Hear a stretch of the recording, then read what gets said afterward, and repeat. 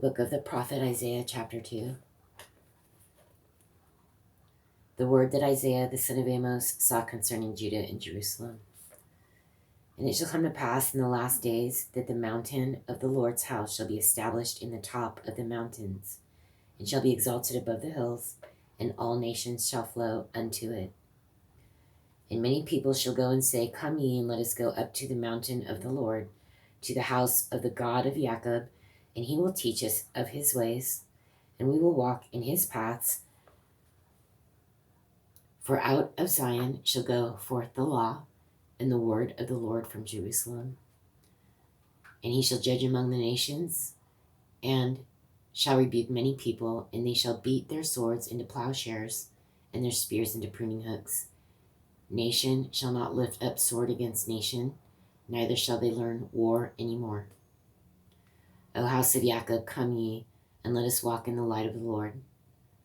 Therefore thou hast forsaken thy people, the house of Jacob, because they be replenished from the east, and are soothsayers like the Philistines, and they please themselves in the children of strangers.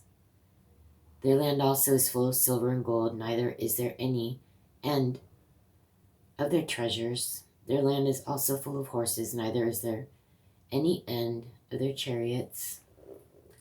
Their land also is full of idols. They worship the work of their own hands, that which their own fingers have made. And the mean man boweth down, and the great man humbleth himself. Therefore forgive them not. Enter into the rock, and hide thee in the dust, for fear of the Lord, and for the glory of his majesty. The lofty looks of man shall be humbled, and the haughtiness of men shall be bowed down, and the Lord alone shall be exalted in that day. For the day of the Lord of hosts shall be upon every one that is proud and lofty, and upon every one that is lifted up, and he shall be brought low. And upon all the cedars of Lebanon that are high and lifted up, and upon all the oaks of Bashan, and upon all the high mountains, and upon all the hills that are lifted up, and upon every high tower, and upon every fenced wall, and upon all the ships of Tarshish, and upon all pleasant pictures. And the loftiness of man shall be bowed down, and the haughtiness of man shall be made low, and the Lord alone shall be exalted in that day. And the idols he shall utterly abolish, and they shall go into the holes of the rocks, and into the caves of the earth for fear of the Lord, and for the glory of his majesty, when he ariseth to shake terribly the earth. In that day a man shall cast his idols of silver, and his idols of gold, which they made each one for himself to worship, to the moles and to the bats, to go into the cleft of the rocks, and into the tops of the ragged rocks for fear of the Lord, and for the glory of his majesty, when he ariseth to shake terribly the earth. Cease ye from man, whose breath is in his nostrils, for wherein is he to be accounted of? Chapter 3. For behold, the Lord of hosts, doth take away from Jerusalem and from Judah the stay and the staff, the whole stay of bread and the whole stay of water, the mighty man and the man of war, the judge and the prophet and the prudent and the ancient, the captain of 50 and the honorable man, and the counselor and the cunning artificer and the eloquent orator.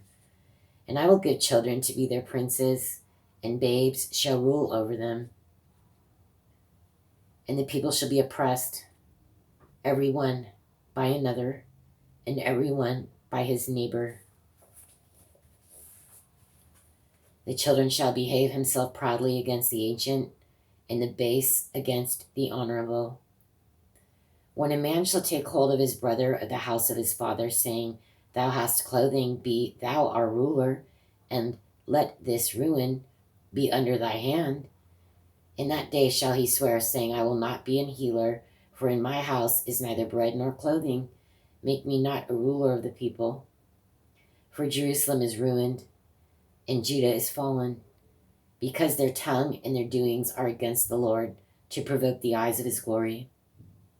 To shew of their countenance doth witness against them, and they declare their sin as Sodom and hide it not. Woe unto their soul, for they have rewarded evil unto themselves. Say ye to the righteous that it shall be well with him, for they shall eat the fruit of their doings. Woe unto the wicked, it shall be ill with him, for the reward of his hand shall be given to him. As for my people, children are their oppressors, and women rule over them. O my people, they which lead thee cause thee to err, and destroy the way of thy paths.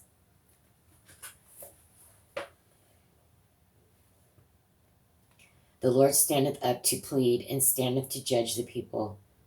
The Lord will enter into judgment with the ancients of his people and the princes thereof. For ye have eaten up the vineyard, the spoil of the poor is in your houses. What mean ye that ye beat my people to pieces, and grind the faces of the poor, saith the Lord God of hosts?